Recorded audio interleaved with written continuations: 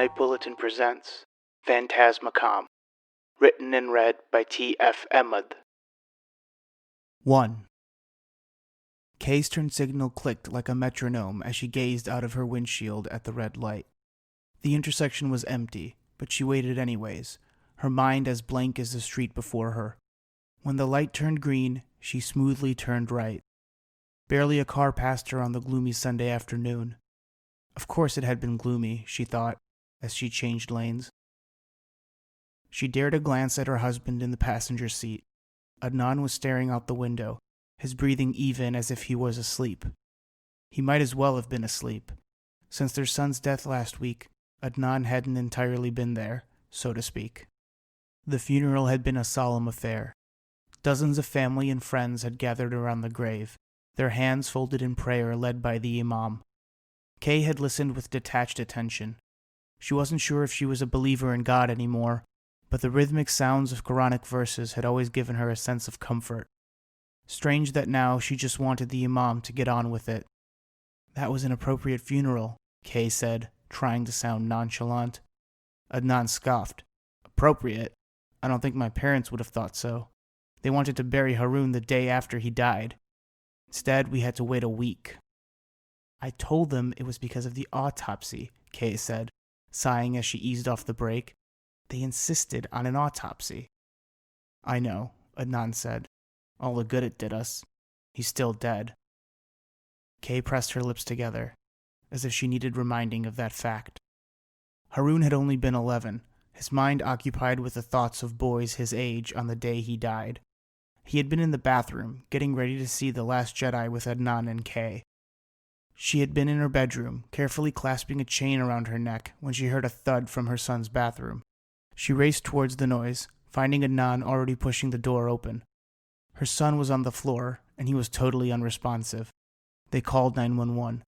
The paramedics had been prompt and exceptional, but Haroon was dead before they loaded him up into the ambulance. The autopsy found that Haroon had suffered sudden cardiac arrest as a result of hypertrophic cardiomyopathy. There was nothing they could have done. The sun started its slow descent towards the horizon when Kay pulled onto Shoebaker Road. The street wound before her like a ribbon as she made her way to their house. After passing a row of lush green elms, a large red brick edifice came into view like an actor sweeping on stage. She expertly navigated the smooth asphalt and pulled into the garage before shutting the engine off.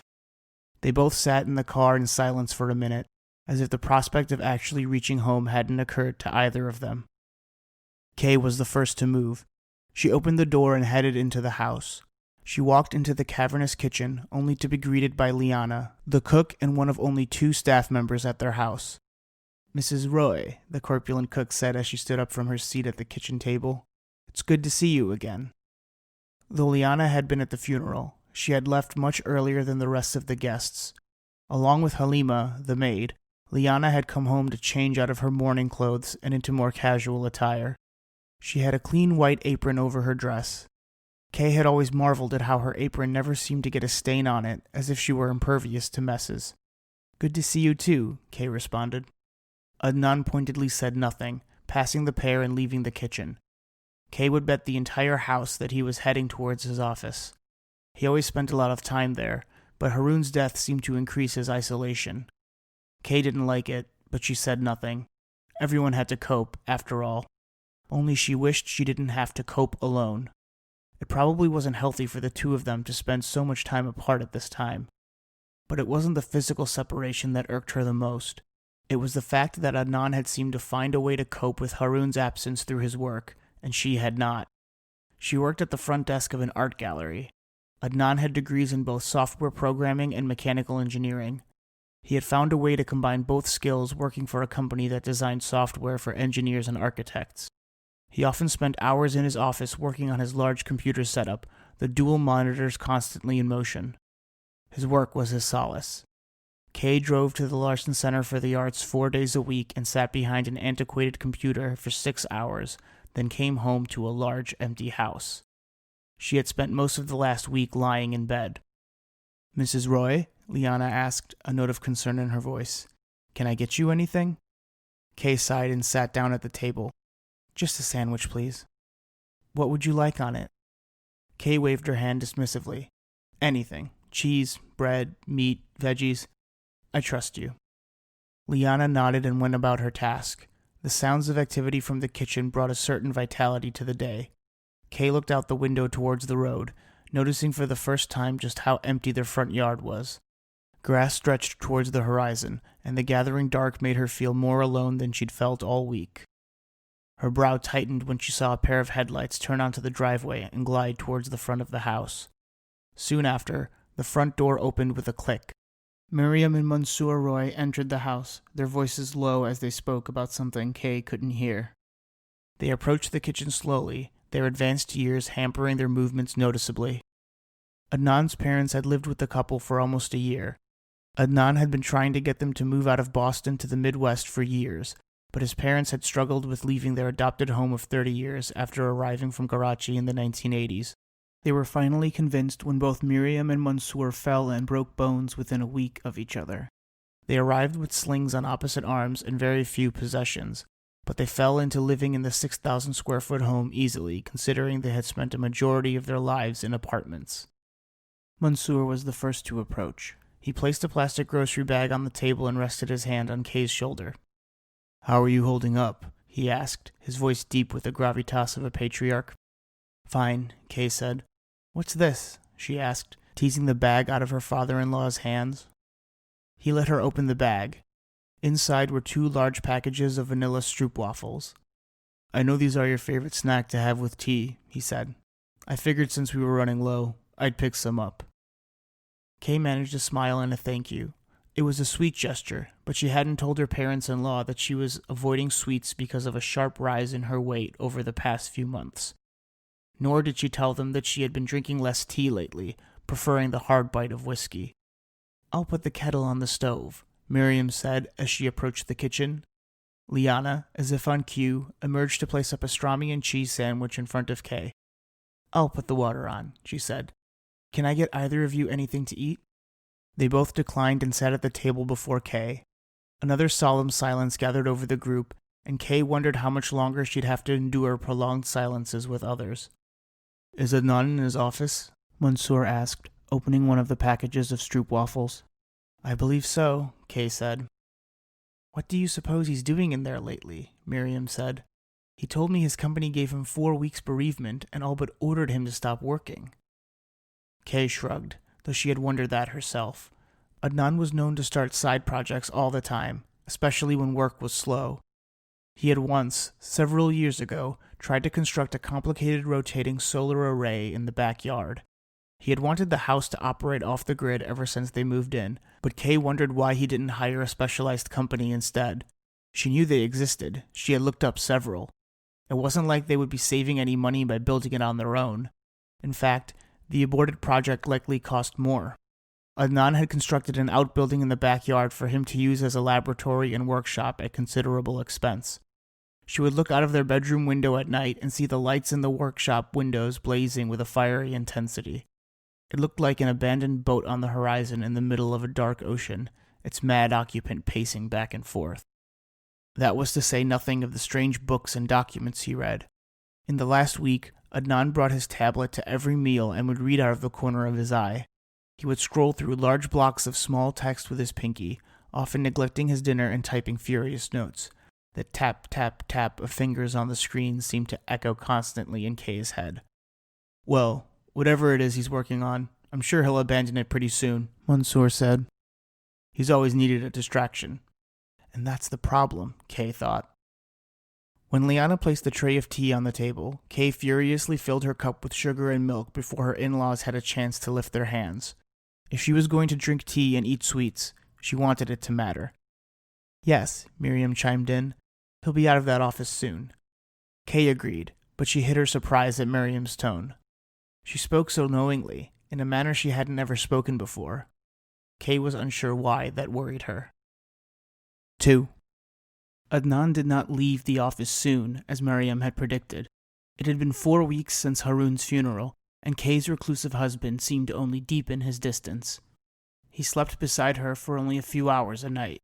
They rarely spoke, and Kay felt lucky that he at least showed up for every meal. He even started bringing his tablet to the dinner table less and less with each passing day, though Kay felt this was more for the sake of his privacy than for the sake of bringing them closer together. Whatever it was he was spending so much of his time on, Kay hadn't been able to get more than a few words out of him. Instead, they spoke of mundane things, the weather outside, what groceries were needed, when to call the landscaper to mow the expansive lawn. They spoke of Haroon little, but when they did, it was always a memory distilled into a single sentence, followed by a long silence. They both seemed incapable of speaking about their son in any way other than in the abstract, as if that somehow meant he wasn't really gone. It was a bright Monday morning when Kay checked up on their bank account, a task she usually performed weekly in order to transfer money into their savings account. Even though they were wealthy by most people's definition of the word, Kay had grown up in a frugal family, and the desire to put some away for a rainy day never left. Only now, the amount of money they were saving would probably help through a rainy year. She was scrolling through last month's statement when something caught her eye. An online payment in the amount of $6,375 was made the week prior, and a wire transfer of $27,713 was pending as of yesterday. Kay was used to large amounts of money disappearing at various times whenever Adnan was working on a side project, but she hadn't seen such a large wire transfer in a long time. Despite the haphazard nature of his projects, Adnan tended to stay within his means. The statement noted that the $6,000 payment had been made to an Air Alliance Industries. When she Googled it, she pulled up a website for a company that made air conditioning units. The wire transfer only had a multi-digit number attached to it. Should I even bring this up? She thought. She was sure she would get the same stony silence if she asked, the same diverting hand gesture and placating words. She wasn't sure she wanted to go through the indignity of that conversation again. The information did tell her one thing, however. Adnan was working on something, and it was something big. That thought returned later that night as she was falling asleep. She had made it a part of her nightly routine to thrust aside the curtains and look at the lit workshop out back. As always, the lights blazed and the shadows in the windows danced. Just as sleep was beginning to take hold, a rumble followed by a percussive explosion cut the silence of the night. A large flash of light entered through the windows, causing more of a reaction from Kay than the sound of the explosion. She bolted out of bed and thrust aside the curtains. The lights were still on in the workshop, but one of the windows was blown out and smoke was rising from the opening into the night. Kay didn't think. She ran outside in her nightgown. She was about to approach the building when strong hands grabbed her from behind. She suppressed a scream and struck back with her elbows, making contact onto a soft stomach. "Khadija!" Mansour shouted. The sound of her full name brought her down. She grew slack, and Mansour immediately let her go. She turned and looked at him, her question clear on her face. He was gasping for breath, his age showing. In answer, he pointed to the ground. Kay looked down and saw the yard was littered with broken glass. She then stared down at her feet, which were bare. "Thank you," she said, taking a few steps back. From over Mansour's shoulder, she saw Miriam running from the house.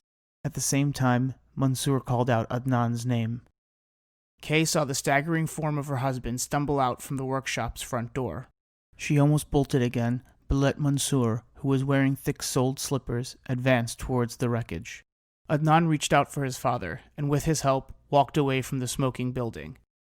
Miriam was hysterical when everyone regrouped. Her blathering was giving Kay a headache. She longed to be back in bed, where she could nip on the flask of whiskey she kept in her nightstand. Inside the house, Miriam tended to Adnan's wounds with the pursed lips and furrowed brow of disappointment.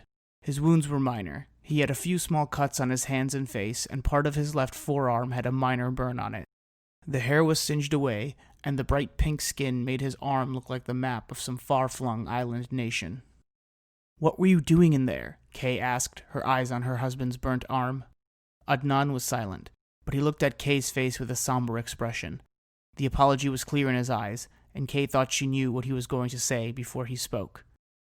"I'm sorry," he said, "but I'm not ready to say just yet." Kay's eyebrows rose. She had expected a bland excuse or some obvious lie, but instead she got a blunt statement. His face showed sincerity, and he seemed to be taking the pain from his wounds as a sort of penance for his secrecy. But it wasn't enough. "Can you at least tell me what caused that explosion?" she asked. "Let's wait until Miriam is done dressing his cuts," Mansour interrupted. Kay looked up sharply at her father-in-law. His interjection was too quick, like he was Adnan's lawyer in a police interrogation. He needs his rest, Miriam added unhelpfully. What he needs is an ambulance, Kay insisted. No, Adnan said quickly. I'm fine. Look, it's only a few cuts and a minor burn. Then what about the cops, huh? Kay said. There is no way everyone in this neighborhood is going to ignore an explosion at a Pakistani family's house. You'll be surprised what people will ignore, Adnan said. What does that mean? Kay pinched her nose with her thumb and forefinger. Fine, she said. I'm going to bed. No, wait, Adnan said. He passed a glance to his parents, understanding on their faces. I'm working on a device, Adnan said. One that requires a lot of power. I overloaded a part of the machine and it was overheating. I shut it off, but the damage was done. There was a power overload and that part of the machine burst. What kind of machine? Kay asked. Silence. Good night. And with that, she went up the stairs loudly, hoping it sounded angry. It was the only thing she could do to stop the tears from flowing. 3. They spoke of the accident no more, but that was hardly surprising. Adnan began to heal, and the police Kay had so feared never showed up. She refused to speak to Adnan, though, nor did she even attempt to answer his good mornings or his what's for dinners. She stewed all day, doing chores around the house with a manic impatience. She was sure her anger was justified, but she felt foolish regardless, like she was a child throwing a tantrum. But she felt justified later that evening. Adnan showed up for dinner, his posture a little straighter, his head held up higher. She knew this Adnan. He was about to tell her something that she would likely not want to hear, but would have to accept anyways. It was a tactic he probably used at work to get his way. What is it? Kay asked. Adnan was momentarily taken aback by her perceptiveness, but he recovered quickly. I'm going to Tokyo next week, he said. Oh, you are? Kay said. Yes, Adnan said, forcing his way past her sarcasm. I'll be gone for 2 weeks. What's in Tokyo? He hesitated. Some parts. For my machine. He locked his gaze onto hers, his eyes his only plea for permission. She was suddenly tired. Will you finally be able to show me this machine? She asked. It took a while for Adnan to answer. Yes, he said. I'll show you. But I will ask you for one favor. A favor? More of a promise, he said. Kay raised her eyebrows, waiting for his response. All I ask is that you stay out of my office and my workshop until I get back. I want this to be a surprise. He smiled, the first genuine smile she'd seen on him in weeks. You'll love it, he said. It was a little over a week after Adnan left that Kay found herself standing outside the large brown double doors of Adnan's office. She stood for a long time in the darkened hallway, listening for footsteps. Mansour and Miriam seemed very interested in spending time with her lately. This interest was immediately after Adnan shut the front door on his way to the airport. She could only drink so much tea and watch so many Pakistani dramas with Miriam before she lost it. Kay reached out and clutched the brass knob of one of the office doors. It felt surprisingly warm in her hand. She turned it slowly, knowing it was locked but still grunting in anger when the knob failed to move beyond a quarter turn. She lifted her balled fist and almost slammed it into the door, but stopped herself. What am I doing? She thought. She amended that thought. What is Adnan doing? She had always respected his privacy, respected his need to be in his own mind. His projects only interested her on an intellectual level. She never looked at the blueprints or asked detailed questions. She never even went to his office or workshop to see what he was working on. So how was this project different? She knew why it was different. This time, Harun was gone. She had always had her son to occupy her time. They would play in the expansive backyard or draw together on the dining room table. He was starting to get older and wanted to do more things by himself, but she never begrudged him this tendency. His desire for privacy seemed more in line with the preteen boys and was nothing like the withdrawal of his father. Harun was like a boomerang, gone for a while but always returning to Kay. In that sense, Adnan was more like a paper airplane. He stayed where he landed in the distance until you went to him and brought him back.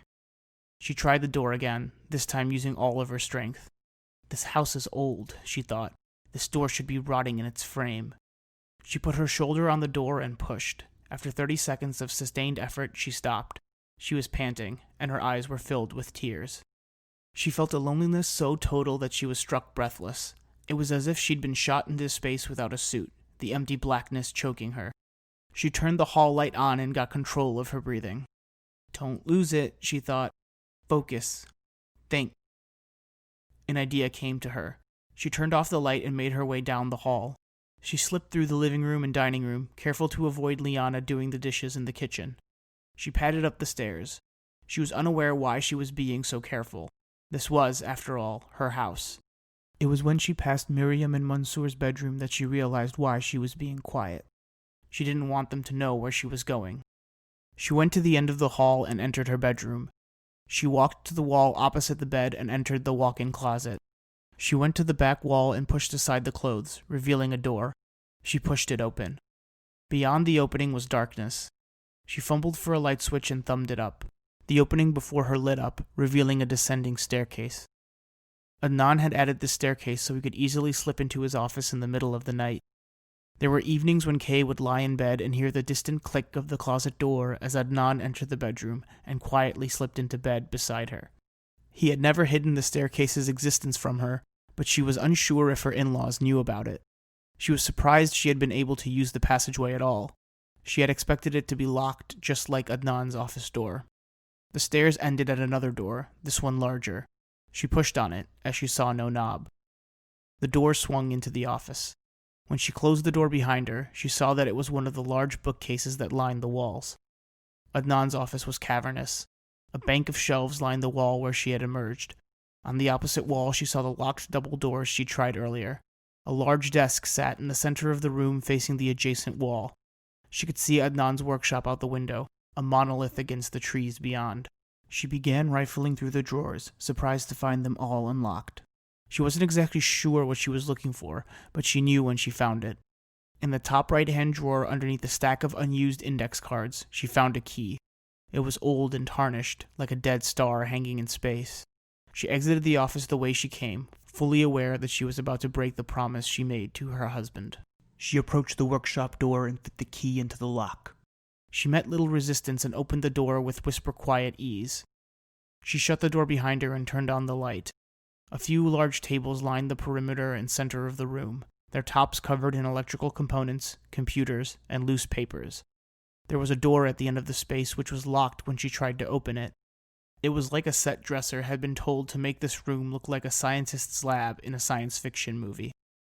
Kay walked around the space slowly, running her hands along the tables, picking up random pieces of paper, and turning over electrical components of unknown function as if she were shopping for produce. She could feel Adnan's lingering presence here, as if he were a ghost and not 2,000 miles away. She walked back and forth in the space, finally coming across a rolling chair that was partially pushed underneath a certain table. This must have been the last place he was before he locked up. On the table was the same array of what Kay had dubbed useful junk, but something caught her eye. A brown leather-bound journal was sitting on the center of the table like a totem. She had gotten him that notebook years ago for his birthday, but had never actually seen him use it. Before she could second-guess herself, she picked up the journal and began thumbing through it. It was filled with what looked like diary entries in Adnan's precise handwriting. He wrote in all caps, with the first letter in each sentence only slightly larger than the rest. Most of the entries dealt with ideas that seemed to float in and out of existence like dust motes in an array of sunlight. Some of the entries were more concrete and dealt in terminology that went way over Kay's head. Despite this, she was able to glean enough about the words before her to realize she was reading about Adnan's current project. The dates seemed to line up. She began reading an entry dated the day after Harun's death. It seems a cruel and vicious God has decided to lay fate at my feet. My son, Harun, my beautiful boy, gone. Taken from me by the cruelest of thieves. I did not expect my research to bear so striking a resemblance to my actual life, but this unforeseen event may have a silver lining. I am finally able to test my theory regarding transdimensional communication. The concept was deemed extremely plausible by the findings of Dr. Haruki Nakamura at last year's symposium, but its extraordinary discovery and subsequent proof were largely dismissed by the scientific community at large. But I wasn't duped into silence like most of my colleagues. I pursued Dr. Nakamura, became his friend, and together we came up with a preliminary concept for a workable trans-dimensional communication device. Though I scarcely indulge in dramatic flair, I do think it appropriate for such an occasion. I, with Dr. Nakamura's help and the help of his lab, have designed the first device to talk to the dead. I shall call it the Fantasmacomm. Kay blinked. She read over the last sentence again, unsure she had been reading it right. She had. She continued. This is no small statement to make, as I believe this to be the first machine of its kind. The first machine, therefore, to prove beyond a shadow of a doubt that life exists after death. Here's how it works. The rest of the notebook dealt with how the machine worked. There were charts and diagrams. There were large blocks of handwritten text. There were small notes in the margin, some of them crossed out. Most of the text meant little to her, and all she could think about were Adnan's cold words. Life exists after death. The sound of someone clearing his throat brought Kay out of her reverie. She turned, the notebook clutched to her chest. She hadn't known what to expect, but she almost sighed with relief when she saw it was Mansour. "Khadija," he said slowly, "what are you doing here?" The way he said it angered her. It wasn't quite an accusation, but it was close. "I should ask you the same thing," she said, realizing this probably made little sense. He ignored her remark. "Miriam was looking for you, so I went to find you. I happened to look out the rear window in the living room and saw you enter the workshop." He looked back at the door. "How did you get in?" "With a key," she said in a low voice. "Found it in his office." "What made you look there?" he asked. "How did you know he didn't bring the key with him?" Kay shrugged. "Just a hunch." She sat down, placing the notebook on the desk, her palm resting on the cover. "Did you know what he was working on?" she asked. Mansour was silent for a long time, and she had her answer. Kay sighed, not turning to face her father-in-law. "What is this?" she asked. "What is Adnan working on?" Now it was Mansour's turn to sigh. "I really don't know for sure. He told Miriam and I that he was working on a way to contact Harun. We were unsure what he meant, and we thought he was speaking only out of grief, as if it were a bad attempt at dark humor. But when we began pressing him about details, he would insist that he was in fact working on a machine that could contact the dead, a sort of ghost telephone. Of course we didn't think he was being rational. We thought he was merely sketching out ideas, fleshing out theories. Then he started building something. At some point, his idea of a ghost communication device went from words and diagrams on a page to a physical object. Miriam thought whatever Adnan was working on had something to do with honoring Harun's memory in some way. She thought his idea of talking to his son was merely a metaphor. What she thought that object actually was, she could not say. I thought he was making some sort of collection of videos and images of Harun, something he could program in such a way where it would seem like he was having a conversation, maybe like an AI chatbot with Harun's voice.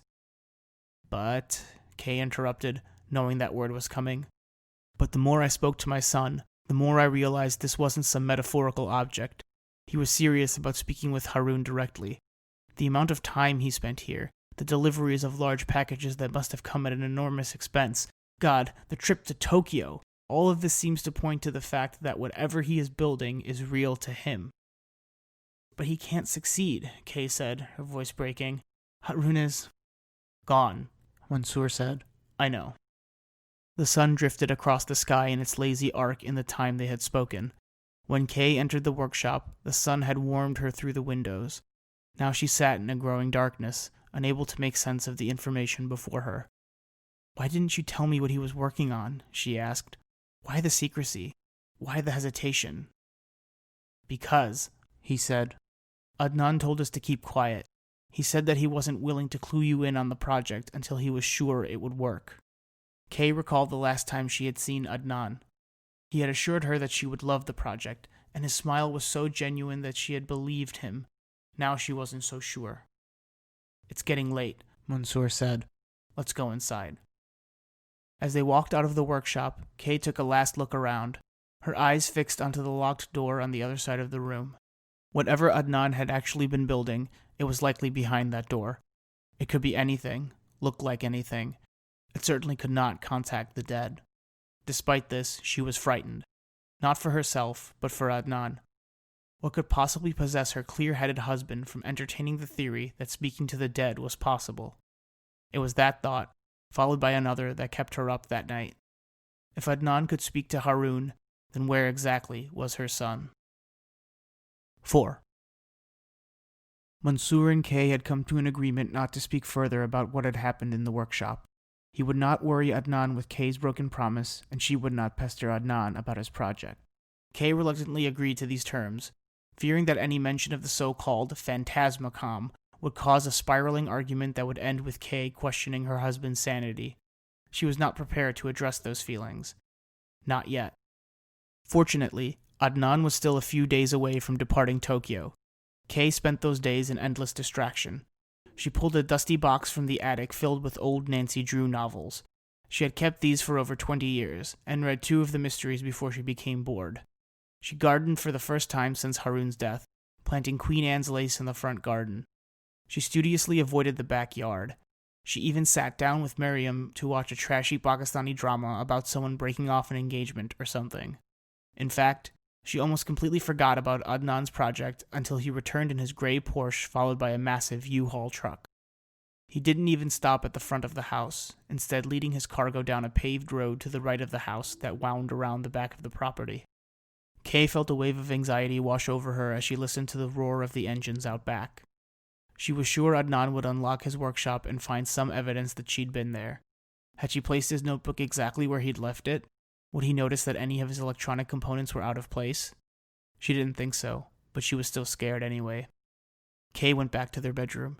She entered the closet and looked for any evidence that she'd used the door. She had taken the key back to the office after her conversation with Mansour, and had already made sure the closet was in order. But she needed to shed this nervous energy somehow, and she didn't know what else to do. She made her way to the window and looked out back at Adnan's workshop. A large dock door at the back of the building was wide open. Adnan was standing just outside, guiding the U-Haul back so its rear was partially inside the workshop. He probably did not want anyone to see what he was unloading. She let go of the curtains and headed back downstairs. She was about to ask Liana to make her a snack when she ran into Adnan coming in from the rear patio door. "Oh, sorry," she said, as if she had accidentally run into a fellow shopper at the grocery store.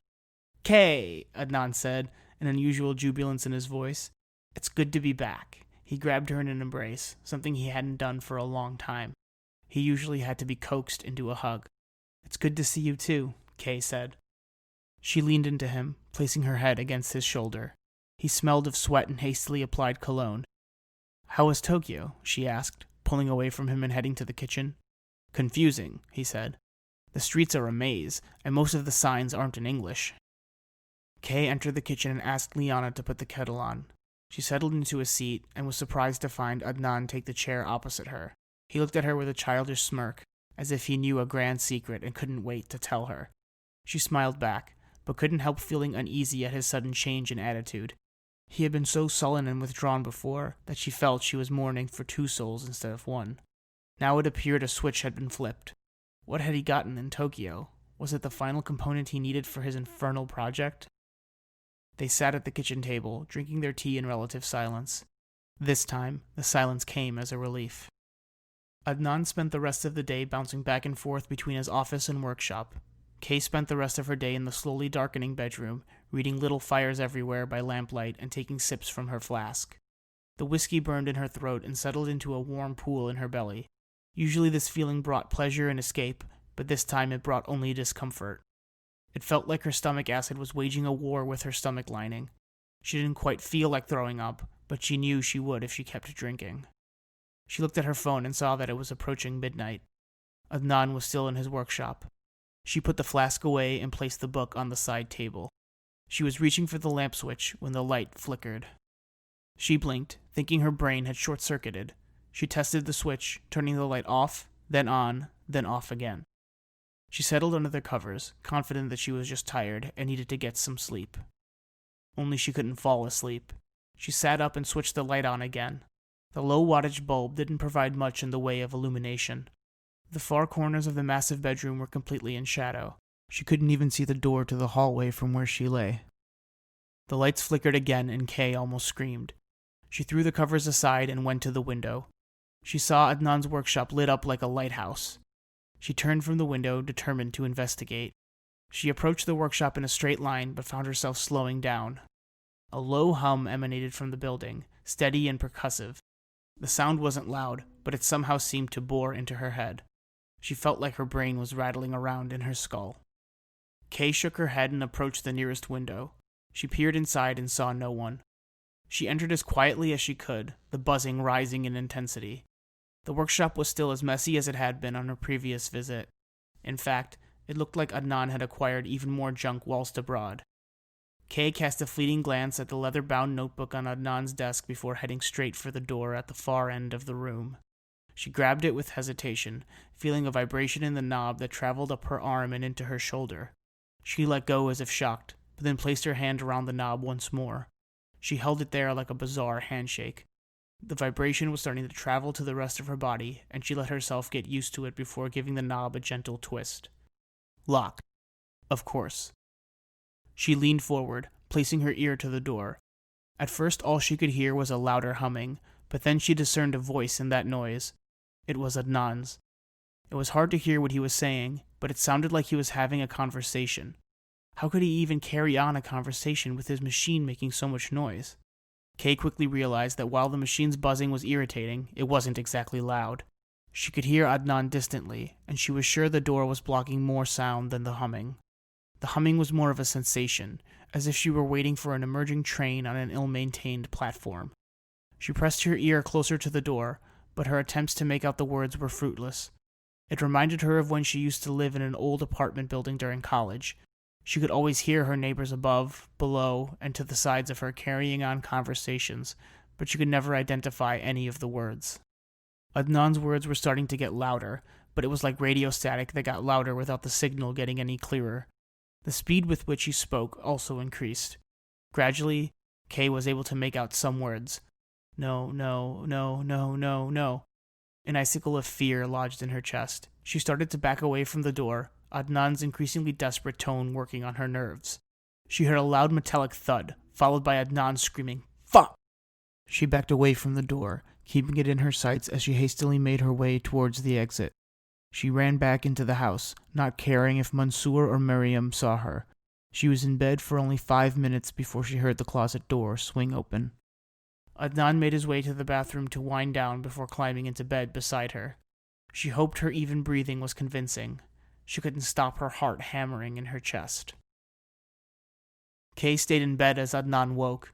She had slept in fits and starts, and was wide awake. She kept her eyes closed as Adnan went through his morning ritual. At some point, she could swear he had spent 2 full minutes staring right at her. When she heard the bedroom door open and shut, she eased her eyes open. Sunlight streamed through the windows and painted the bed and floor in bright yellow patches. Birds chirped outside in what to Kay sounded more like taunts than general bird chatter. She was in for a surprise when she went down to the kitchen. Adnan was sitting at the kitchen table, drinking coffee from a plain white mug and staring out the window. "Good morning," Kay said with exaggerated pleasantness. She did not want to give an indication that anything was amiss. When she sat down across from him, she could see that he didn't have the same inclination. He remained silent, his gaze fixed. He brought his coffee cup to his mouth mechanically and took a silent sip.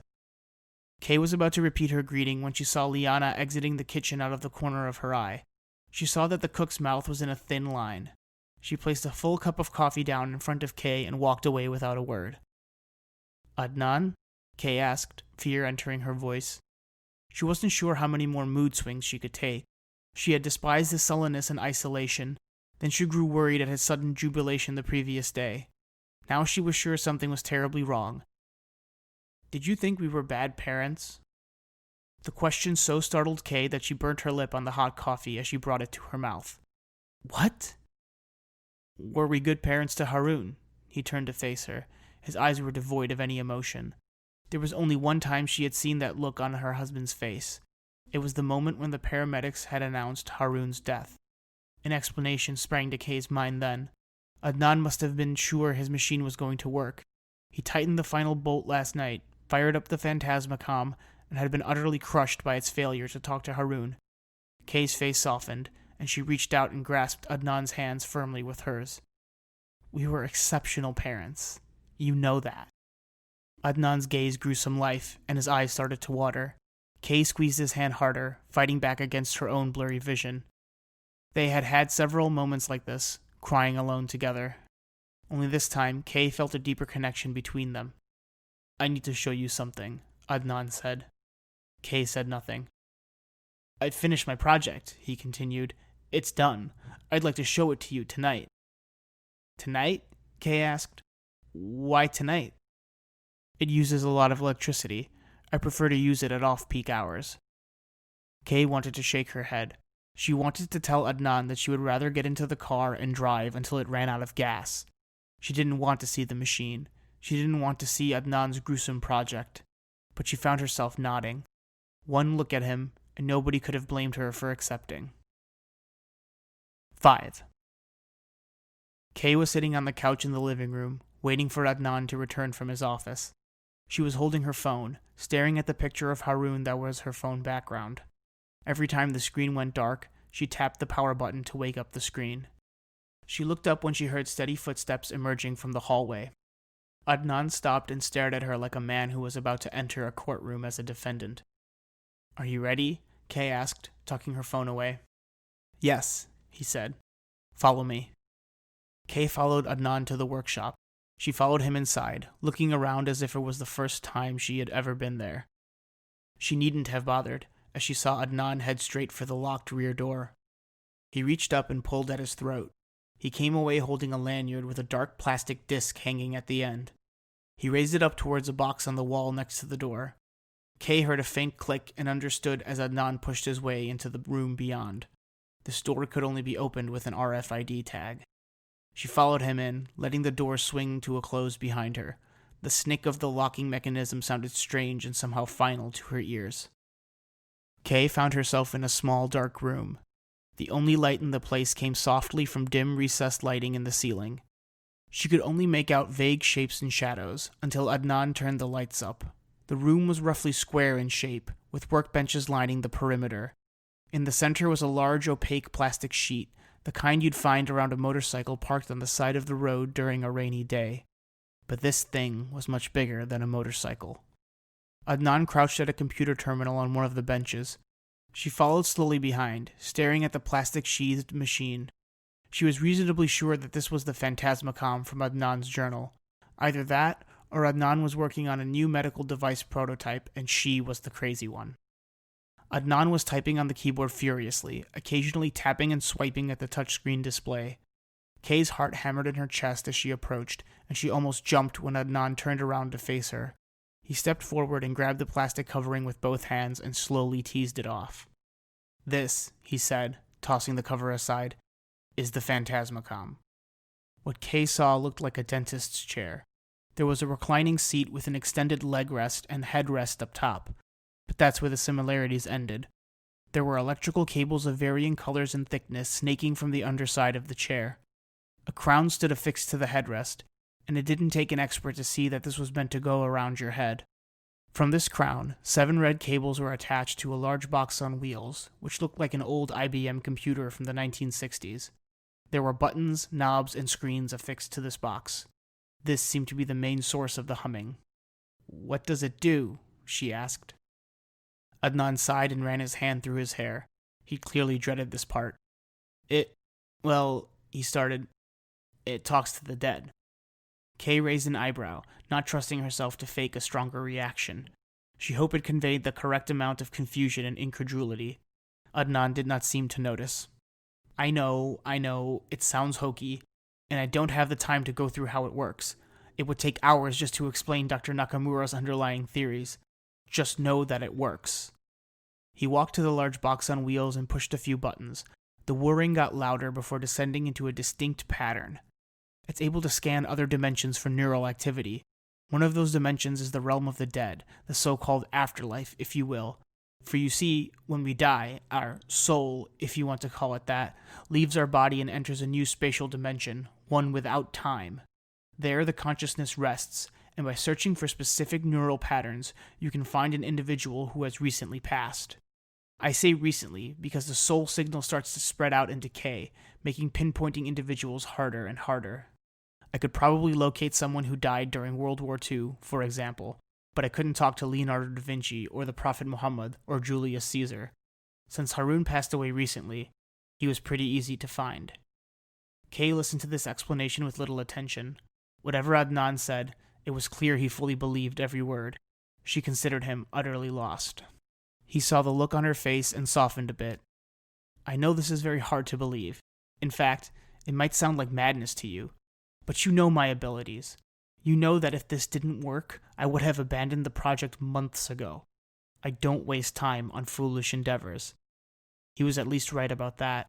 If a project wasn't going exactly as it should, Adnan would abandon it, often dismantling it piece by piece to salvage for future projects. Adnan would never keep working on something when he wasn't absolutely sure it would work. He'd given up on projects for less. She had assumed that Adnan started this project after Harun's death, but that wasn't the case. His journal entries had mentioned specifically that Harun's death was a cruel irony, since he was already working on communication with the dead before that. That didn't prove that his machine worked, not yet, but it did start bile to rise up in her throat. Is Harun who you were talking to last night? She regretted the question almost immediately after she asked it. Last night? Adnan asked. Kay found herself talking before he could question her further. She began on the day she used the staircase in the bedroom closet to borrow the key from Adnan's desk. She mentioned her reading of his journal, her conversation with Mansour, and their mutual decision not to disclose anything she'd done. She raced forward to the previous night, summing it up in one breathless sentence. Adnan seemed to ponder her words for a beat. I somehow didn't think to lock that closet door, he said absently. I must have been in a hurry. Did you hear anything I said last night? The rapid change in topic caused Kay to hesitate. She shook her head.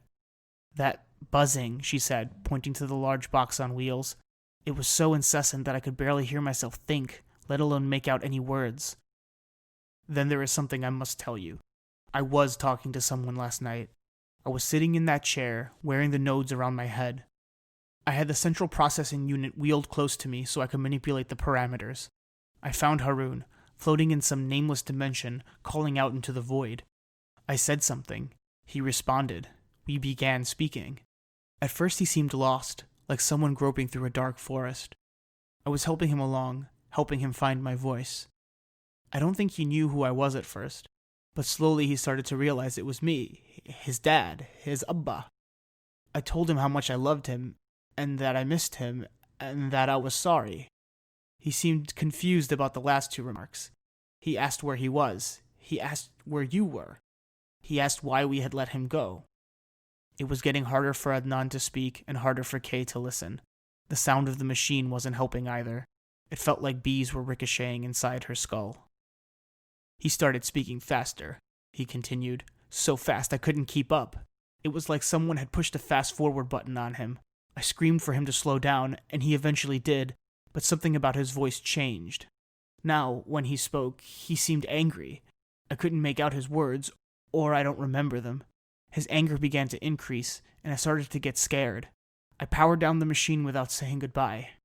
Kay, whoever I talked to may have once been our son, but now he is someone different. Kay waited for a few minutes to see if he'd add anything else. Why tell me this? She finally asked. He seemed confused by the question. Why not just destroy the machine? If you contacted Harun, and it wasn't really him, then why bother telling me at all? She paused. I just don't know if I can go through this. Adnan came to her. Hey, Kay, listen to me. The reason I brought you here is because I think you have a real chance of reaching through to Harun. You could talk him down from his anger. But what's he angry about? I don't know. But can you at least try? She hesitated only for a moment. I'll try. What do I do? He led her to the chair and had her recline in it. He lowered the crowns over her until they encircled her head. Now just relax, he said. The nodes might not be touching you, but trust me, they're working. Don't move too much, or the connection could be lost. He removed something from his back pocket and held it out. It was a blindfold. It'll be much easier to concentrate without all the light pollution. Kay took the blindfold and placed it over her eyes. She heard Adnan fiddling with knobs and buttons. The whirring of the machine ascended in pitch. She remained perfectly still, afraid that movement would derail the process. She felt foolish all of a sudden, as if she were the subject of a prank but was too embarrassed to unmask the prankster. Had she been too accommodating to Adnan's whims? She knew she could refuse at any moment, stand up and declare the entire thing too ridiculous to countenance. But she didn't move. "Just initiating the final process," Adnan said. "You will make contact soon. When you first arrive, for lack of a better term, it'll be silent. Just keep listening, and you will eventually hear Harun. You'll be able to speak normally to him." Gradually, the room around her seemed to disappear. It was like she and the chair she was sitting on were gently pushed away from the shore into a calm lake. She thought that if she lowered her hands, she wouldn't feel the concrete floor of the workshop. Stars might as well be above her in an open sky. She tried to listen for a sound, any sound, but only found total silence. The whirring of the machine had even disappeared. "Adnan?" she called. There was no answer. "Adnan?" she repeated, more insistent now. This wasn't funny. She wanted out. She almost called the third time before hearing a small sound. She wasn't sure what it was at first, but thought it sounded like an exhalation. The sound came closer, though Kay didn't know if closer had any meaning in this context. She definitely felt like she was somewhere else, but she was sure she was still sitting on the chair in Adnan's workshop. She could break the spell quite easily, she assumed, if she chose to. But the louder the distant noise got, the harder it was to move. "Hello?" she said tentatively. This time, someone answered. "Hello?" The voice was oddly modulated, like someone was speaking through a whirling fan. "Harun?" Kay asked. "Amma?" said the voice. Kay burst into tears. She couldn't help it. This was what Harun had called her, and this was his voice. Kay couldn't speak for a moment, and took deep breaths to gather herself. Her vision was completely dark. Every time she blinked, she felt her eyelashes scrape against the blindfold. "Amma?" the voice said. "Where am I?" "I don't know," she answered. "I'm not sure where I am myself. But your Abba built this machine so we could talk. Do you remember speaking to Abba last night? Did Abba put me here?" The question wasn't angry, but it certainly sounded forceful, almost accusatory. "Of course not," she said. "You were sick. We didn't know it." "Then who put me here?" Kay had imagined many times over the last few weeks what she would say to her son if he suddenly materialized in front of her. This wasn't how she had imagined the conversation would go. "Nobody put you here," she said. "This is where you go when you..." "Did I die?" Kay was silent for a long time. "Yes," she said. She expected the wailing of a wounded child. Instead, she got a question. "Why? Why, what? Why did I die?" "Because you were sick." "Why was I sick?" "I don't know." Kay tried to keep the frustration from her voice. "Can we please talk? There's so much I want to say." "Why am I here?" Kay suddenly felt claustrophobic. Her chest tightened and her breath came in harsh gasps. "Why am I here?" The anger in the voice surprised her. Harun started speaking faster and louder. His voice became so fast that she couldn't understand him. Her hyperventilating grew worse, and she felt like she was about to tip over. "This can't be real," she thought. "This can't be real." Her limbs felt like lead, but she began to turn over in the chair. Her headache was back, but this time it felt as if her head would burst like a grape. She reached up towards her face, pulling at the blindfold. She could still hear Harun's incessant chatter, his blind rage. She rolled out of the chair, tearing off the blindfold as she rolled onto the floor of the workshop. She stood up and backed away from the machine until she was stopped by a workbench. "Kay?" Adnan said, approaching her with arms outstretched. No, Kay said. She repeated this over and over, her lower lip quivering. She threw the blindfold down on the floor as if it were a hot coal. She shuffled away from Adnan, but eventually he placed his hands on her shoulders and talked to her in a soothing voice. She slowly calmed down, running her hands through her hair. "Did you speak to him?" Adnan's question sounded very idiotic given what she had just gone through, but she saw his look of genuine concern and suppressed her anger. "Yes, I spoke with him," she said. "He's angry, just like you said." "What is he angry about?" "I think he is just angry that he's dead. I think he's angry that he's in that place, wherever it is." Adnan looked on the verge of tears, but he held them back. "What do we do?" he asked. Kay stared at the vacant chair. She then moved her eyes along the coiling wires and large machinery. "This isn't right," she said. We shouldn't be doing this. If that was Harun, he doesn't deserve to be disturbed, wherever he is. Let's leave him at rest. Adnan looked at his machine, then back at her. She thought he was going to object, and was surprised when he agreed. I let myself get carried away in my research. I brought my own trauma to my work and made it way too personal. I should have abandoned the research when Harun passed. I should have. He trailed off, staring at his infernal machine. Hey, it's okay, Kay said. You were doing what you thought was right at the time. But now that we know what we know, we have a choice to make. Adnan turned back to her, and his face was solemn. She was surprised at his constantly changing visage, but she was swinging between all sorts of emotions herself. You're right, he said. We have to destroy it.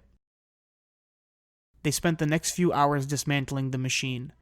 Adnan mostly fiddled with the computers for the first hour, destroying the software and resetting the computer to factory settings. He then opened the back panel of the large box on wheels and began ripping circuit boards from the back and tossing them aside. Kay busied herself with pulling cables. She grabbed what seemed to be endless lengths of the stuff and arranged them in neat piles on the workbench. Kay felt a certain satisfaction with their methodical process. They could hardly smash an axe into the whole thing like the climax of a movie. After they'd rendered the machine inert, they went into the main room of the workshop and gathered every paper related to the design of the machine. Kay reluctantly let Adnan keep his research material and his tablet. She felt that he would never really let the project go entirely, and that destroying these documents was as far as she could get him to budge. They walked out of the shop each with a box full of documents. Kay struggled with her box, but walked straight and with purpose. She caught movement out of one of the windows of the house and saw Mansour gazing at her through his window. He seemed to understand somehow what had happened and nodded at her. She nodded back. Adnan struck a match and lit the fireplace. Kay watched the flames increase in intensity. Adnan turned to her and eyed the boxes.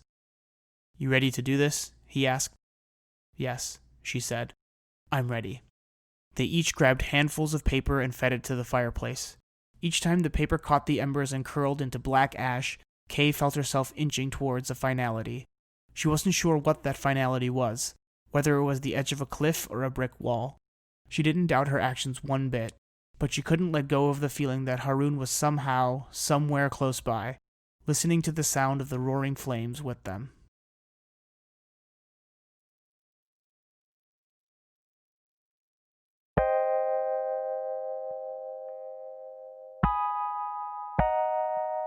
That was Fantasmacomm. Please rate, review, subscribe, and tell a friend about this podcast. Thank you for listening, stay safe out there, and we'll see you next time on The Night Bulletin.